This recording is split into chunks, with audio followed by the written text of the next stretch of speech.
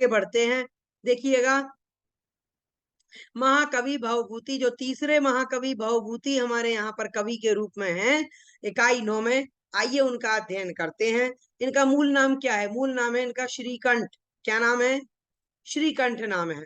समय क्या है? ईसा की 7वीं शताब्दी उत्तरार्ध से 8वीं शताब्दी पूर्वार्ध। लंबा समय है कि भाई लगभग 7वीं शताब्दी का अंतिम समय 680 ईस्वी से लेकर के 750 ईस्वी तक, वो जो समय है वो पूरा का पूरा माना गया है महाकवि भवभूति का समय। पिता कौन है इनके? पिता का नाम है नीलकंठ, माता का नाम है जातुकर्णी। जन्म स्थान माना जाता है इनका विदर्भ। विदर्भ वही है जो महाराष्ट्र में है, महाराष्ट्र में जो विदर्भ है वही। आश्रयदाता थे इनके राजा यशोवर्मन, इनके आश्रयदाता थे भवभूति के। अब देखते हैं इनकी रचनाएं कौन कौन सी। इनकी 3 रचनाएं प्राप्त होती हैं। पहला मालती माधवम, इसमें 10 अंक हैं। श्रृंगार रस का बढ़िया वर्णन है मालती माधव में। महावीर चरितम, ये 7 अंक हैं। महावीर आप जानते हैं वीरता की बात है तो वीर रस होगा इसमें, कोई डाउट वाउट तो होगा ही नहीं इसमें। उत्तर रामचरितम जो है रामचंद्र जी के आने के, अयोध्या आने के बाद की पूरी घटनाएं इसमें बताई हैं।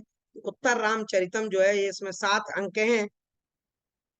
करुण रस से भरा हुआ है, और करुण रस का इतना बेजोड़ प्रयोग इन्होंने किया है कि वो लोग कहने लगे कि एको रसा करुण एवा।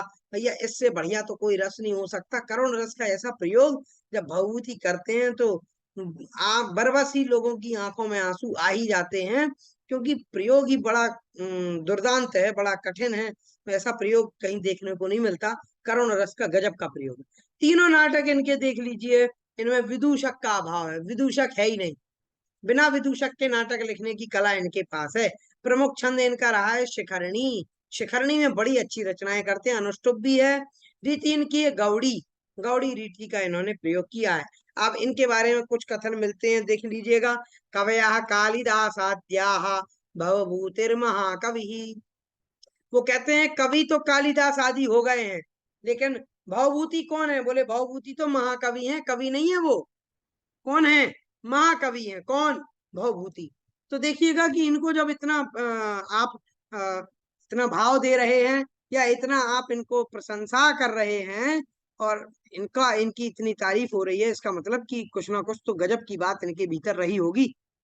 कारुण्यम भवभूतिरेव तनुते, कि वो कहते हैं कि कारुण्य जो भवभूति का है, कारुण्य में भवभूति ही जो है तनुते अर्थात प्रशंसा को प्राप्त होते हैं, शोभा को प्राप्त होते हैं। वही उनका जो है लोगों को खींच लेता है, अपनी ओर आकर्षित कर लेता है।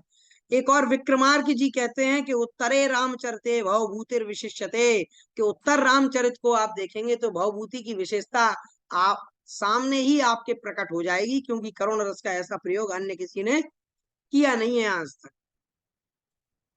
अब इनके बाद में आइए अब आगे चलते हैं। भाई हमने पूरा समाप्त कर लिया है भवभूति महाकवि को।